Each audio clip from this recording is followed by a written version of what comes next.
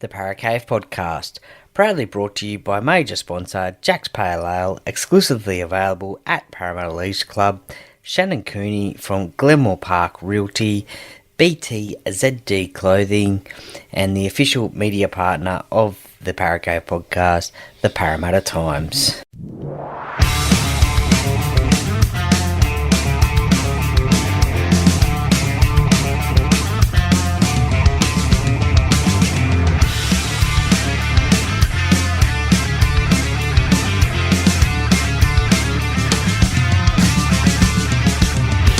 Welcome to another episode of the Paracave Podcast. And now over to your host, Troy Warner, broadcasting live from the world-famous Paracave.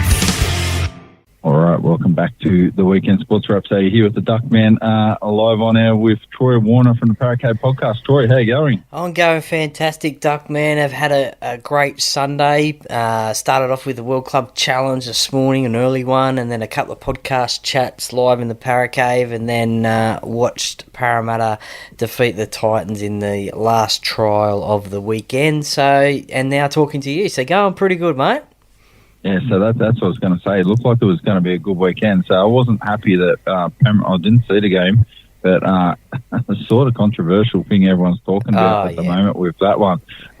We'll jump into that one to start off with quickly.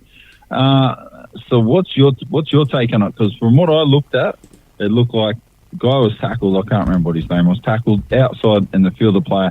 I don't know what the hell Penrith were doing to try to drag him or put him anywhere near the try line.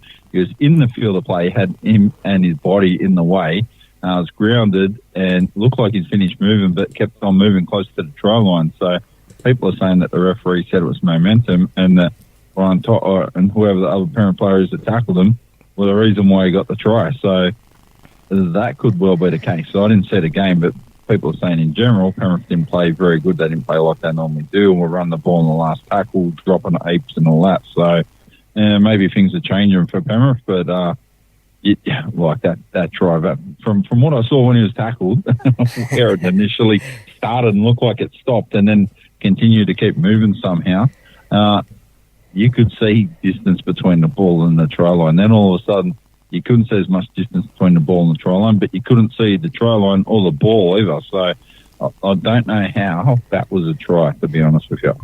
Yeah, look, it was all a lot controversial, a lot of controversial referee calls in this game. It was reffed under international rules, so a little bit different to Super League and NRL rules. So maybe that's where a little bit of the confusion come from fans. But look, if I was a Panthers fan, and I wouldn't be, but I'm not, but if I was a Panthers fan, yeah, look, I'd be very disappointed because one of the calls was the Liam Martin strip. It was a one-on-one strip, but apparently under international rules, that's not how it goes. So that was a penalty to Wigan, and pretty crucial point in the game. Penrith obviously didn't have the ball, but it was close to the Wigan line. So that was one call. Another call was the second Wigan try to Cruz Leeming, who we saw in the NRL last year at the Gold Coast Titans. He's back over in the Wigan side now. Potential forward pass. So, look, they're always hard to judge on, as we know. That last try that you're talking about, Jake Wardle, the try to him, look, there was no conclusive evidence as far as the video ref could see. And look, fans watching the game on the screen could see that he was short. There's been all still photos on social media about it. Look, seeing it myself, I didn't think it was a try either. I thought he was short as well, but there was an angle there that potentially maybe he just got it, but the referee called it a try, so it's very hard to overturn that one. So, look, Penrith didn't play the way they usually play. Wigan's defence in the first half was really good. They shut down the Panthers a lot on the fifth tackle, so they didn't get a kick away a lot of the time on the fifth tackle. The first time they did it, it led to a try to Nathan Cleary. So after Mitch Kenny caught it and Cleary went over to score. So they their defence was really good. Also, Nathan Cleary had a bit of an off game. It is the first game for many of the Panthers players overseas as well.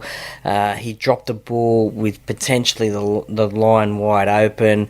Also, kept on throwing the ball mostly on the inside. So he had a lot of inside passes. I don't know whether he was trying to do that to potentially set something up on the outside later on, but very unusual from there. Look, a player of the match, the Bill Ashurst medal winner. So Bill played for both clubs, Wigan and Penrith, and is unfortunately no longer with us, so rest in peace. He is the medal, they named the medal of the winner, the player of the match in that game after him, was Bevan French. So NRL fans would know him from the Parramatta Eels days, and he had a blinder. He threw a great cutout pass that led to the first try of the game. Was involved in a no try from a kick from the scrum. He was only just offside, but Jay Field as well, who used to play for the Dragons and Parramatta, he had a blinder as well. He did a try-saving tackle on Taylor May, who's come back from a ACL injury from last year in the same game against St Helens, and also was involved in that last try-saving tackle on, I think it was, who was in the corner? Brian Toto, I think. So he was involved in that try-saving tackle as well, which ultimately would have tied the scores with Nathan Cleary to kick for the winning goal. So, look, it was a good game. It was a great game. As I said, first hit out for the Panthers this year. Wigan played a game last week against Castleford in the English Super League, so they already had a game under their belt. So 0 from 4 the Panthers are now in World Club Challenge games, and Wigan equalled the Roosters as 5-time winners. Did Penrith have one in 2003? I know they lost the one in 91. That was against St Helens, I think, or might have even been Joe Lydon scored a try. Could have been against Wigan then as well, actually. I remember they lost that one 21-2 or something like that. And I know they lost the last 3. So, just trying to work out if they did 2003. I can't remember if they did or not. I know Bill Ashurst, but talking about Bill Ashurst, so just pull up his stats now. So he played 165 games at Wigan, 67 tries, 142 goals. So I thought he's a prop and a hooker, but he played centre and second row. So here's an interesting fact I didn't know. When he was at school, so he got asked to play both rugby union and rugby league, and he's actually asked to trial for Blackburn Rovers back in the 50s there as well. So, okay. And they're pretty strong. So he had good kicking skills and all that sort of stuff. So it was an asset when he came to Penrith. He only played for 3 years, or 2 or 3 years. Still got 46 games in there, 19 tries, 51 goals, 6 field goals. Got to remember, field goals were a big thing back in the day. And I'm pretty sure they were worth 2 points too when he would have been whacking away at them as well. So he definitely did a lot. So he's very highly esteemed in like rugby league around the whole world. So it's good that they're playing for that medal. Penrith, I don't know. They got to treat these. I think they've got to treat it a bit more serious. If we're going to do this, they probably want to train a bit more and get into a bit earlier. I would be trying to do some other stuff, but I don't think the NRL let you have any trial games earlier than what they do they? Oh, look, they would have had, obviously, training, and I think they probably learnt a little bit better from last year with their loss against St Helens, and they may have taken this game a little bit more seriously. Got over to England early this week, I think it was, visited a few of the football teams over there, Manchester City, I think Manchester United as well, and see their training facilities and caught up with players and the like. So, yeah, look, it's difficult. I think they would have been just training for this game to win this game. Obviously, they may have been able to put a a second-rate side into the pre-season challenge, but none of these top players would have played in that game anyway. So as I said, their first hit-out was today. Back in 91, the Panthers lost to Wigan. 2004, they lost to Bradford. 2021 and 2022, there was no World Club Challenge games because of the COVID-19 pandemic. They would have played St Helens, and then obviously last year they lost to St Helens, and today Wigan. So they're not having a good record over there in England. I think the only game they've lost, or the game they lost against St Helens, was in Australia, but all the rest have been in England. So maybe not a good travelling distance team, but I don't know. They just can't. It's always difficult for the NRL teams as well, because it's generally their first particular hit out. So, but there was some atrocious refereeing decisions today as well. Yeah, that's right. So pretty much the only NRL side that's done any well out of these games has been the Roosters. I think they won 5, so they said something about that. So they've won 5, and we're going to win 5 now as well. So the English side's treat is more serious. The big development through the week, before we get into these teams we come up with and look at all the trials, what do you think of the NRL trying to buy a Super League for $700 million? Yeah, look, I don't know what the figure is, but look, it could be a good thing. I know a lot of the Penrith fans are saying definitely buy it, and then we can take over those refereeing ranks. But look, I think it's a good thing. And I heard something today, possibly too, that part of the plan of the NRL is to put the English Super League competition back into a winter competition. So currently the English Super League plays in our summer season over here in Australia, and as I said, it started last weekend, so February, and so they want to try and maybe switch that over. 1995 was when they did switch over, because previous to that they did have their seasons off-season to the NRL, so you would see players go over to England during their NRL season, or the New South Wales Rugby League competition, or ARL as it was called at the time, and play for an English side, like the likes of Mal Meninga, Peter Sterling, Brett Kenny, and the like that. So maybe that's an option, and you may see Australian players go over to England in the off-season. I don't know how they'd work it, but they could do like a 4-week stint or something like that. But look, the NRL, they just released the other day too that they've got something like 260 million in assets, I think it is, and 50 million profit last year. So they're certainly earning a lot of money at the moment. And look, this Las Vegas venture that's coming up, not just next week, but the next 5 years, is potentially going to earn them a lot of money as well. So if they can buy the Super League and control both leagues, well, I think that could be a good thing. Yep, so I heard something very funny through the week. There's a little bit of merit to it, right?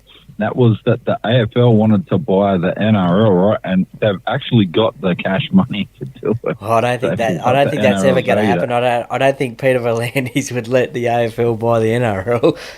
No, that won't happen. But they threw it out there because they're cashed up to be able to do something like that. And ACCC said, "Oh no, it's going to see any competition rules." Like, yeah, good. You get involved with things when just let it run its course. I want to see it get kicked around in the media for a little bit first. So I'm going to plant the seed through the Big Sports Breakfast and all this stuff the next couple of days, and have people think this is going to happen. So we'll try to see if we can fire it up before the Big Sports Breakfast lunch, and we'll kick it on a little bit. We'll jump into the trials before we have a look at our all-star teams that we come up with. So you told me about yours, Dom. I can't wait to hear your team. So I had to work really hard to work out my team. Both of them. All right, the first game back on Friday night had the Roosters take on the Rabbitohs at Belmore Sports Ground. Why were they playing there to start off with? Because the doubleheader, the Sharks and the Bulldogs were there as well afterwards. Yeah, that would be the reason.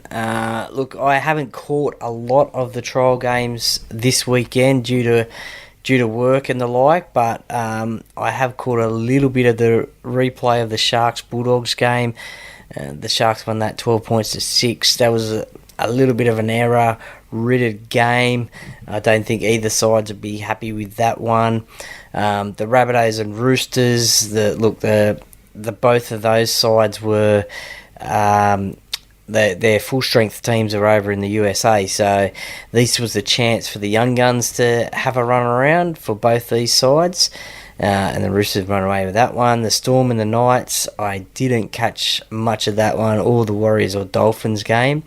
And I only caught a little bit of today's game, the Raiders and the Cowboys. The Cowboys, they outperformed the Raiders. It looked like the Raiders were going to win this game again and win the preseason challenge, which had $100,000 on the line. So as soon as the Raiders got beat, the Brisbane Broncos, who defeated the Sea Eagles 40 points to 14, again the baby Broncos and the baby Sea Eagles, I guess you could call it, because their first grade sides are back over in the USA. They won 40 points to 14, so they pick up the $100,000 check for the preseason challenge, so congratulations to them. And then just before we got on air, the Titans and the Eels played up there at Ipswich, and the Eels got the win 26 points to 16.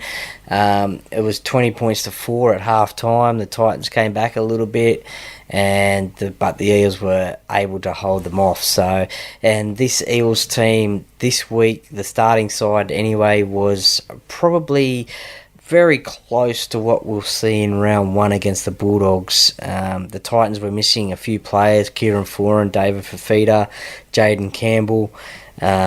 So they're due to come back. I think Kieran will be back round 1. Jaden will be maybe playing. David Fafita should be back round 1. So, look, it was a good, entertaining game at times. It was a bit of a dour game at times, but the Eels got the win. Yeah, so bounce through these scores in case people weren't aware of what the scores were or missed it earlier. The Roosters won back on Friday night, 46-10 against Rabbitohs. The Sharks won 12-6. The Storm won 28-10, so the Knights, they look cooked already, even though it was only a trial. They're gone. So Warriors 34-22 against the Dolphins, they're all right. Seagulls 40-14, they lost to the Broncos. Hard to tell because they've got no players there. Both of them are stripped out of their sides. The Dragons won 34-18, so I can't say, I know it was a trial, I can't say I'm too inspired by anything in that game. So wasn't the world's best game. Benji Marshall's going, I hope to turn things around a little bit. You'll be hoping, all right, I can tell you right now, because if you start off and get smoked a couple of times, you're going to have big problems getting your team up this year. So mentally they need something coming. People have told me they reckon that the Dragons are going to make the top 4. Well, I'm going to call you up. You're going to be at the bottom of the ladder. So if you don't come bottom of the ladder, 0434 440 553. Send me some hate mail. Happy to hear it. So Roosters fans last week and Dragons fans this week. Yeah, Roosters fans. So, like I said, you're either going to make the top 2 or bottom 5. So, pretty confident about that. Sharks, I think you're bottom 5. Just lock it in now. Don't worry about it. Look, it's an interesting thing about the West Tigers. Obviously, they'd be disappointed with the loss in a trial game after they played, reasonably well against the Warriors the week before. But now they have 3 weeks off to dwell and, I guess, recap on this game and get in preparation for round 2 game, because they have the first week bye of the competition. So they got 1 extra week of pre-season. Yeah, I seriously don't think they should have had the first up bye. I wouldn't give the bottom 4 sides the first up bye ever, just because you want them to play and get some form straight off. But if you're going to give a side the bye, give a middle table side base from the year before, just because fans are going to want to get a little bit of consistency and all that sort of stuff. Bye could have suited someone who's middle table there, like, I don't know, the Seagulls or whatever. So, but they're playing over in Las Vegas, so maybe, I don't know. Parramatta, Dolphins, something like Gold Coast, probably get a bye straight up. Like, that's how I would have managed it. Just, you want the sides that are struggling and people want to see the best sides out there too. So get the top 4, maybe bottom 4, get them all playing. So, and then just work out how you split the rest. You just cannot. I'm telling you, this could be catastrophic for the Tigers because they haven't done well in the trials so far at the moment. So, where they did win one of them against like a Park team. So whoever got chucked on against them, I can't remember what it was. But it was a blowout, right? So that's no good either. The Raiders going down 36-26 against the Cowboys. Don't think too much of it other than the fact it was in Canberra. I thought they might have a little bit more to play for. So one thing that's irked me for this trial game thing is why is every club using like 700 goal kickers for this stuff? So like it's just annoying me. It's like anyone that's ever thought about goal kicking ever can have a crack in this stuff. So that's very annoying to me. Well, I guess it's just like practice, isn't it? Like trial games, you trial things, I guess. So, obviously the top goal kickers want to get a little bit more practice as well in match conditions. And I guess then you can probably share it around. I guess sometimes too the top players are off the field anyway as well. So then you have to go to your second, maybe third string goal kicker as well. So, I guess it's just trialling and sharing it around during this period. Yeah, so let's have a look at the round 1 games before we have a look at these teams that we've selected here, these all-star teams of ours. So Sunday next week, 1:30 p.m, got the Seagulls up against the Rabbitohs. At the moment, have you been catching Anthony Seapole's little sprays given to Jason Demetrio on South? I'm thinking Souths are going to come out fired up and belt the Seagulls, right?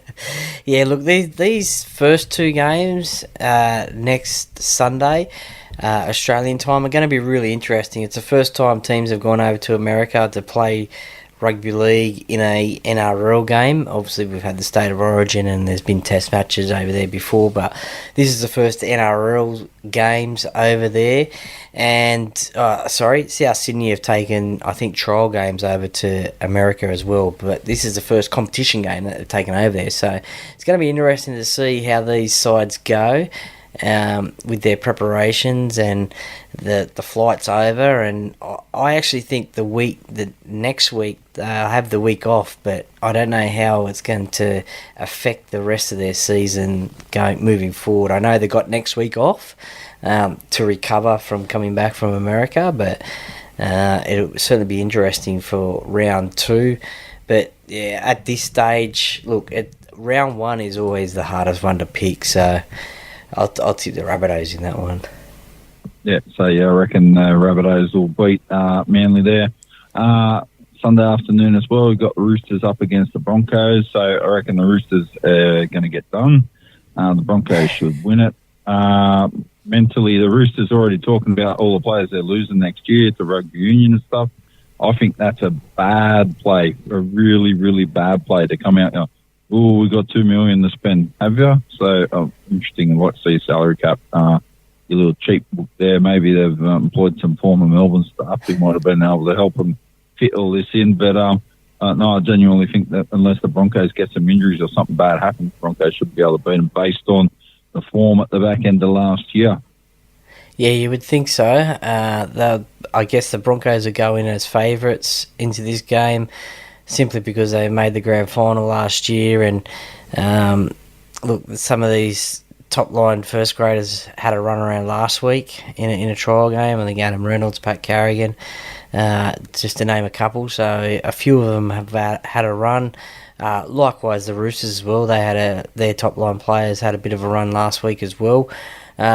But yeah, look, it's going to be interesting. And look, the first game of the year is always hard to pick, but yeah, it could be a distraction, those Roosters players leaving for rugby union, so it could be a distraction throughout the year, or it could be a good thing as well. And we see Jerome Luai leaving the Panthers this year for the Tigers, and he just wants to win another premiership at the Panthers, so maybe it's the same for the Roosters. They just want to win a premiership at the Roosters before they leave.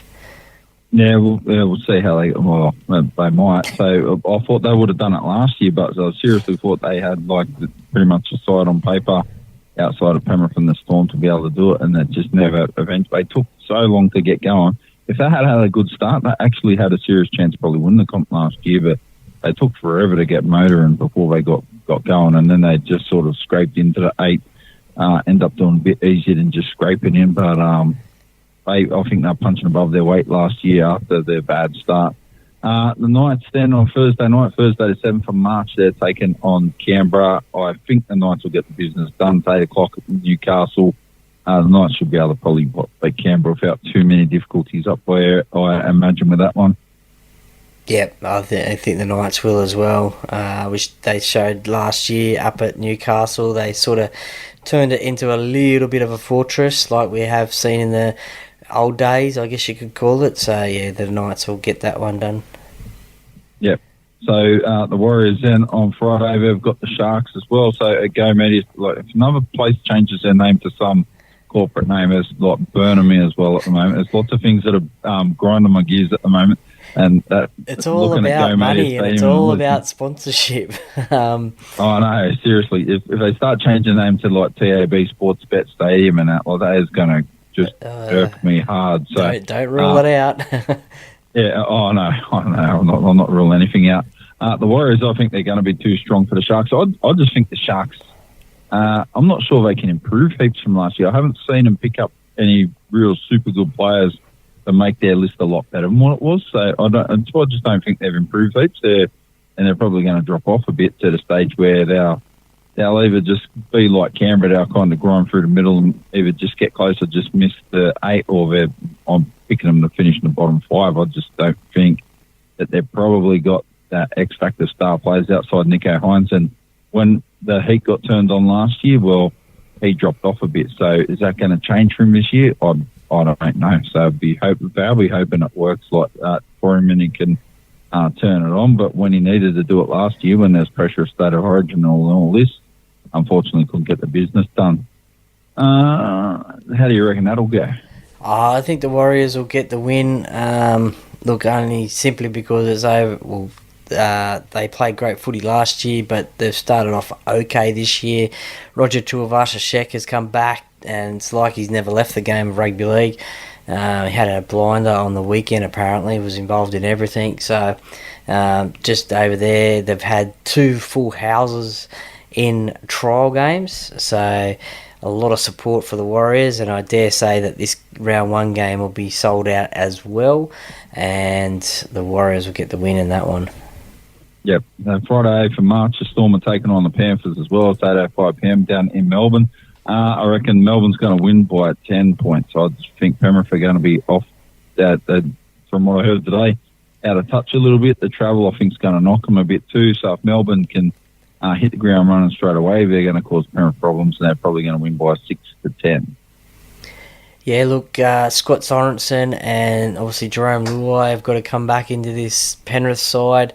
The Melbourne Storm, Craig Bellamy's got this unbelievable record of winning first round games. So I think it's like every game for the last 20 years. It's unbelievable.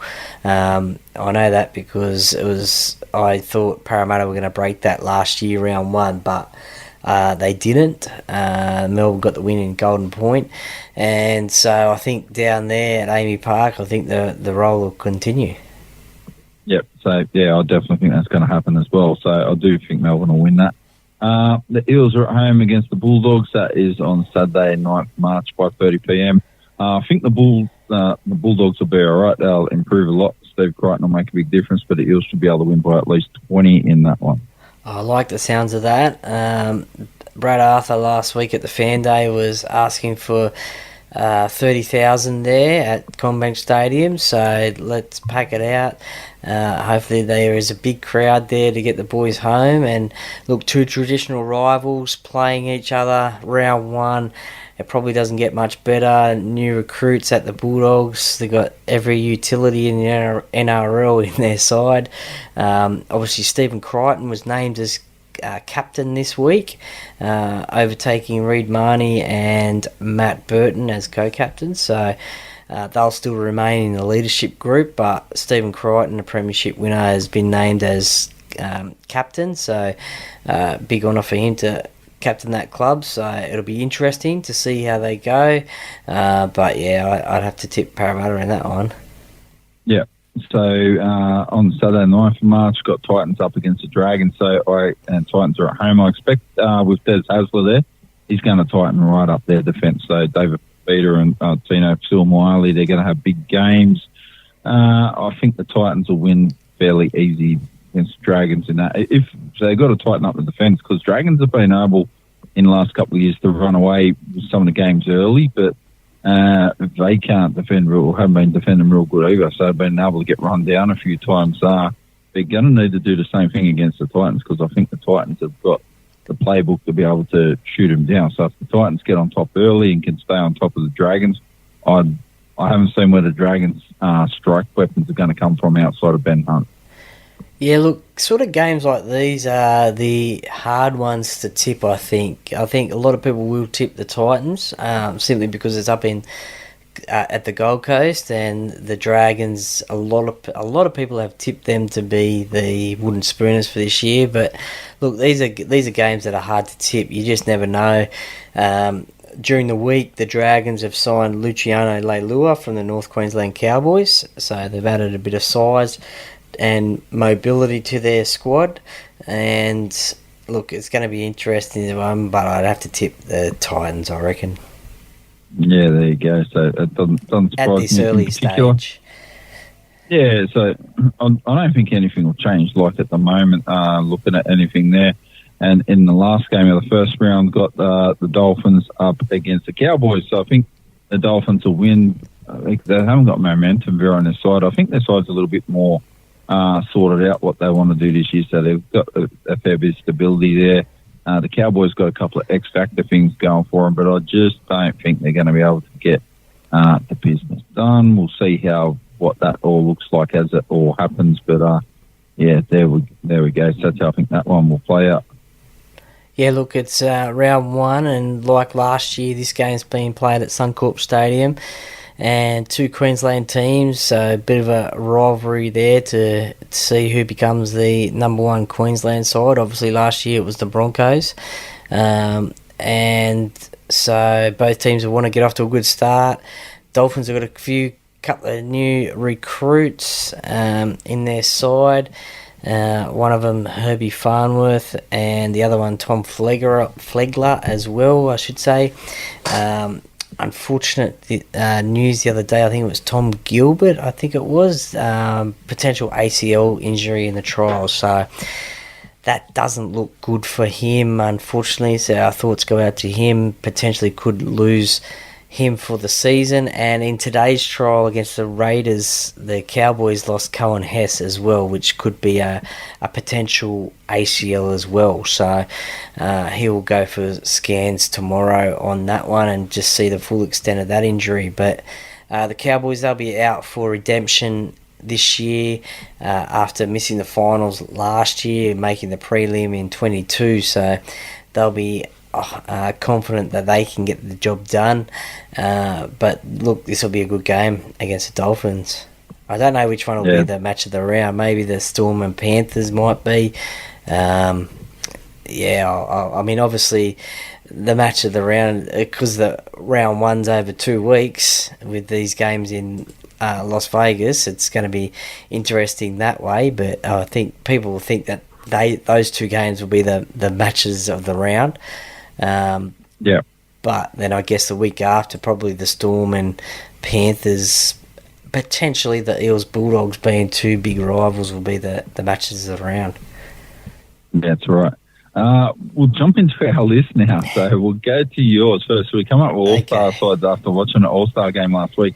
1986 to 2000 was the scope, and 2000 to 2010. So I tried very, very hard to stick to the scope until this one selection, the last one here, like it just still in my head, and so I've changed it again. So one person, so we felt people go for your list first, 1986 to 2000. Who have you got? Okay. And let's run through it. So look, I have mucked up the criteria here. I've done a team from, like we did with the All-Star Indigenous team. I've done a team from 1986 to 2010. So I've mucked the criteria up here, and I've been like a little school kid who's left his homework till the last minute.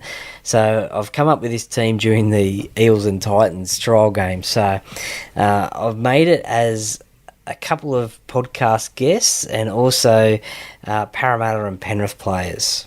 except for the coach. So apologies for not following the criteria, but here we go. The fullback, Preston Campbell, Luke Burt on one wing and Robbie Beckett on the other wing. He did play 2 games for New South Wales City, but not Origin or for Australia. In the centres, I've got 2 Parramatta players, David Woods and Brian Jackson. In the halves, Jason Bell, who used to play for South Sydney and Parramatta as well. Yeah. Joe Williams at halfback, played for Penrith, South Sydney, and Canterbury as well. The front rowers, Paul Nobby Clark and Peter Johnston, both 2 people that I've had on the podcast as well. Peter Johnston, one of the players that in the 90s players wanted to stay away from him because he could definitely hit, hence his nickname, the Hitman. In at hooker, Brad Drew, Parramatta Penrith player. Second rows are probably 2 underrated players for the Panthers that probably, obviously Panther fans would have loved them, but probably didn't get those Origin or Australia selections. So Carl McNamara, he played 181 games for the Panthers, and another hitman, another player that players have said that they didn't want to be tackled by him as well, Nigel Plum. And to lock the scrum, a player who was in contention for the 1990 Kangaroo Tour. It was him and this week's podcast guest, Mark Geyer. And obviously Mark Geyer won out in that with the selectors, Colin Vandervoort. So a workhorse, that's for sure at lock. And my bench is Ben Smith and Glenn Morrison from Parramatta, and Barry Walker and Ned Caddick from Penrith. And the coach, he is from the Gold Coast. I think they were the Chargers at the time, Phil Economides. Pull one out of the Look, from the Gold Coast players that I've spoken to on the podcast, they loved Phil as a coach. He was a real man's coach, and always had time for his players, and gave some young blokes a shot at first grade, and they were very thankful for him coaching them. Yeah, there you go. That's a pretty good side. So I haven't stuck to the criteria, so I don't know if I could select another side, but I'll pick apart your sides. Yeah, we'll go through mine. So mine 86 to 2000 looks like this. So Bronco Jura fullback is Wiston George. So Robbie Beckett's playing winger. He was the last guy that I picked in this side too, Robbie Beckett. So as winger there for Penrith. Number 3, Chris Caruana for Norths. 4, Craig Bellamy for Canberra. Okay. Number 5, Brett Plowman for the Broncos. So the criteria, for anyone who doesn't know, trying not to pick the players from last week, trying to pick one player from each club, and they can't have played representative football as in State of Origin or for New South Wales, Australia, or Queensland, or for England or New Zealand either. So I left one out, and the next side you'll see a glaring omission from that criteria. Number 6, Daryl Trindle. So from South. Tricky. Yeah, number 7, Jeff Bagnall from Gold Coast. So I was looking for someone from the Gold Coast. I was going, if I don't pick him, who am I going to pick at halfback? So Daryl Trindle might have been the guy. Number 8, Greg Drake from Parramatta. So do you remember Greg Drake? Yeah, big front rower, tireless workhorse. Yeah, so played for about 5 years for Parramatta there in the early 90s through to the mid-90s. Alan Fowler there for West is number 9, so he's hooker. Mark Brokenshire is prop there, number 10. Neil Pinchinelli from Illawarra is in 11th. Jimmy Smith for 151 first grade games. Had to put him in for East there, and he's the captain as well. Okay. At number 12. And number 13 is David Hatch. So this guy's going close to the captain, but I couldn't find another Cronulla guy to go with. So on the bench, this is why Jimmy Smith is the captain. Like, at the pick Sean Garlick as well, because he's been around for too long. So he's into number 14 there for Sydney Roosters. I was trying to bend the rules a little bit. Well, that's Sydney Roosters, and Jimmy played for East, but no, don't play with them. It's too hard. Mark Glanville came in at 15. Oh, yeah. So for Newcastle there. He also played with St George back in the day.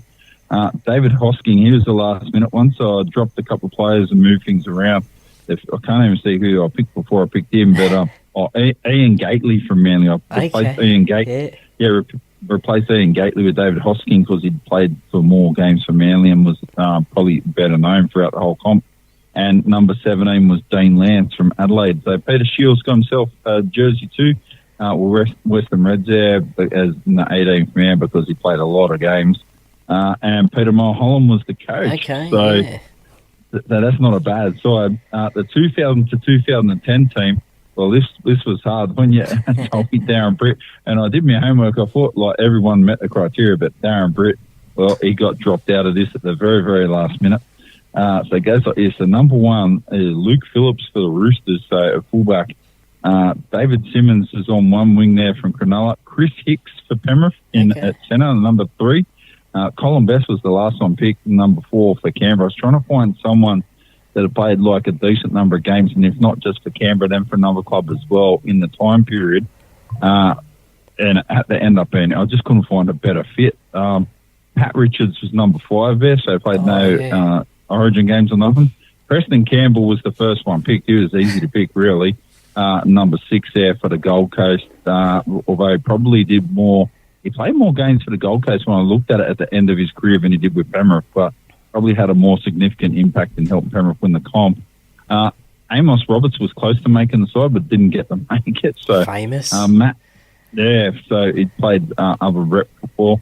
Matt Orford come in at number 7 there for Manly sake, so I changed this one around the last minute. So I've got pretty much one of the most experienced players in the whole NRLs on the bench. Didn't want to do that, but that's just the way the positions dropped, unfortunately. Scott Geddes comes in at 8 there, so he was in to start off with, and I replaced him with Darren Britt, and realised Darren Britt had played the test match, so out you go. Piggy Riddell, Mark Riddell come in at number 9 there, so for St George Illawarra. Number 10 was Peter Cusack, so picked him in there too from the Roosters, so could pick the Roosters or South, didn't really matter. So he's got the captaincy because he had to come in from the Roosters. Actually, no, I'll put him in there from South because then this other guy fits as well. 11, Danny Williams, so trust me, all my numbers are good except for the Canterbury thing. Yeah. Danny Williams is in there, so I had to pick him even though he's like likeable rogue, although he's an unlikable rogue, really. I didn't really like Danny Williams, particularly his eyebrows. I don't know what's going on with them. Michael Luck, he got him from the Warriors, so he could have got him from the Cowboys too, but there are already Cowboys players in contention, as you'll see down here a bit further. So he's going there for Warriors. And John Sutton, had to pick John Sutton, right? So 343 games or something for South is an obvious pick. On the bench got Matt Holder, so come in with Newcastle, so because of what he'd done, played a long time there.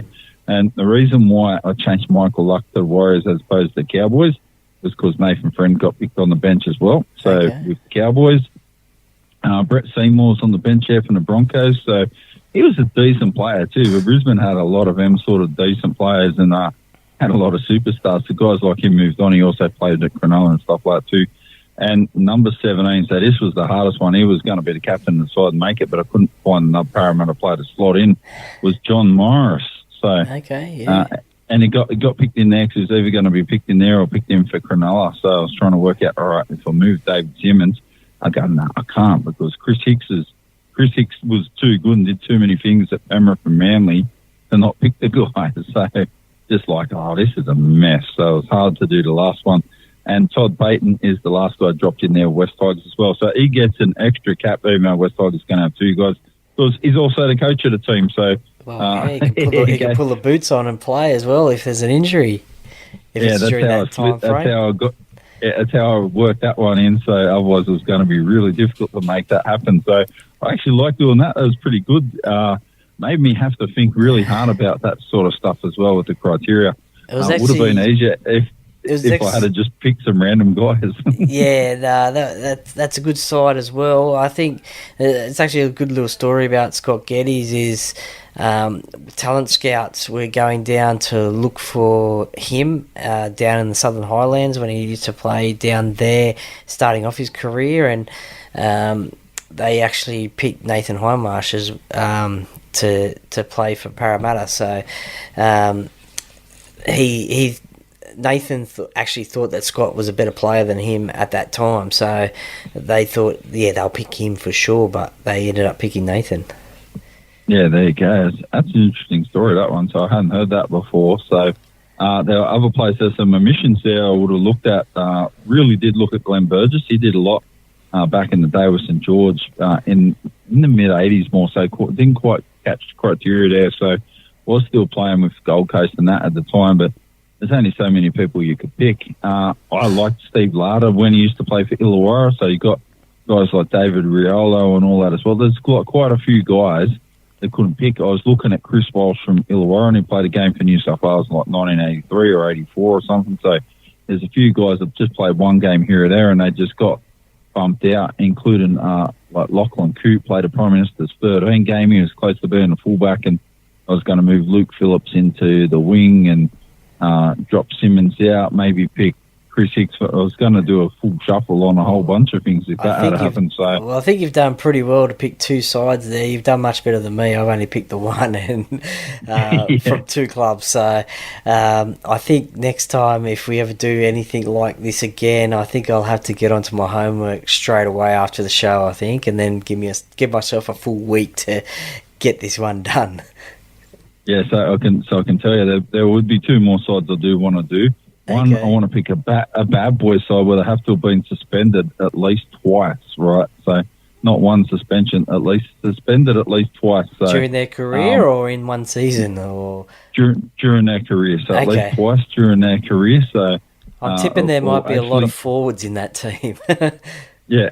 Or actually, we'll just do with one suspension through their career. Have to have had at least one, then it'll make it a bit easier to pick it. So we'll have a look what that looks like.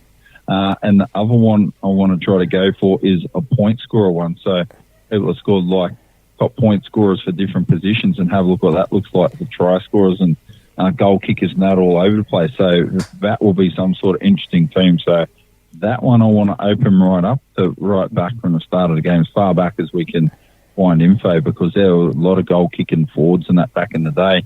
And I'm thinking of guys like Brian Bevan start to come into this sort of stuff. Dave Brown with the Roosters scoring 35 tries in one season back in 1935 and all that sort of stuff. So there's going to be some big records there. It'll be very interesting when we actually start dissecting that and have a good look at everything. So they sound good, but as I said, I'll get onto that one early, I think, next time. Yeah, we'll give it a couple of months. We'll blow it by it, and it might be something we do around Origin time when it gets a bit quieter, when there's the Origin news and then not a lot of other stuff. So we can do a New South Wales one. We could do a Queensland one. Yeah, so we'll do a Queensland one, and the criteria is going to be you have to pick players that are not related. So it's going to be really hard to pick Queensland players that are not related, because they all pretty much look like they're from the same side of the family, so that'll be very challenging indeed. You might get some calls from Queensland listeners now. Yeah, 0434 440 553. Let me know what you think. So, is Queensland really part of Australia? There you go. So that's the question. So, it was good. So I enjoyed doing that. It tested me right out there. That was very enjoyable. Indeed. All right. So what have you got coming up? You got the MG release this week, don't you, for Paracave podcast coming up, Troy? Yeah, I released that one on Thursday, so that's going pretty well. A lot of people have got a lot of good positive feedback about that one from those that have listened to Mark Geyer. Very popular guy. Some great stories in that one. So that one's available now during the week up until Thursday until a new episode comes out. I've got a few in the bank as well at the moment. I've got a couple fan interviews up my sleeve, also some a player interview as well, and also a Instagram rugby league lover as well. So did a bit of a chat with him the other day as well. So, and also a Parramatta fan who is walking for the Mark Hughes Foundation in June, I think it is, June or July, 150 k's from Sydney to Newcastle. So I've got a few lined up. I just don't know which order I'm going to release them in. So yeah, that will be happening. Look, there'll be a replay of this chat come out tomorrow, and look, also too, if there's ever any major break, I've decided this year too that if there's any major breaking news in rugby league, just like last week with the Wayne Bennett link to Parramatta, I'll just jump on and do a quick 5-10 minute thought process from a fan's point of view podcast and put that one out. So there's going to be try and put more out this year, so more content coming your way. Yeah, I think that's a good way to do it, really, address and deal with things as they come up.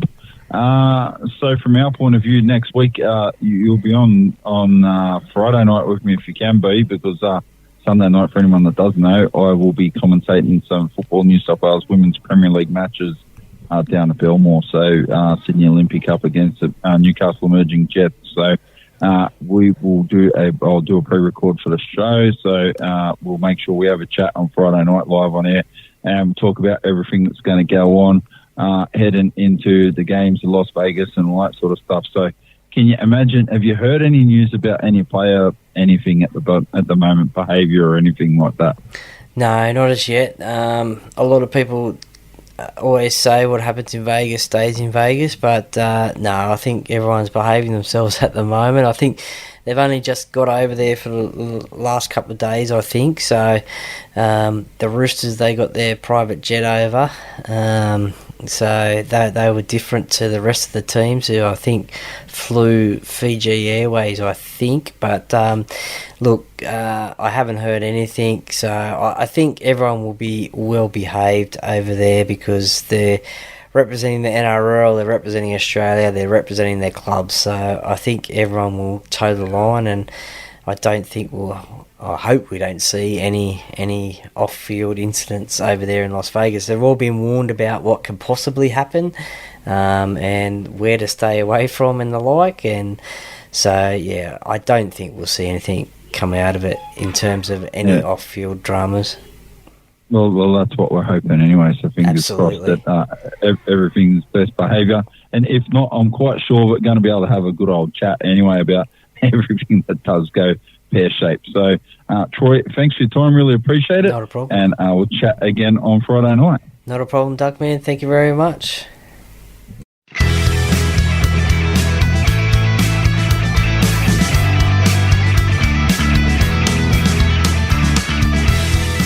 Thank you for listening to another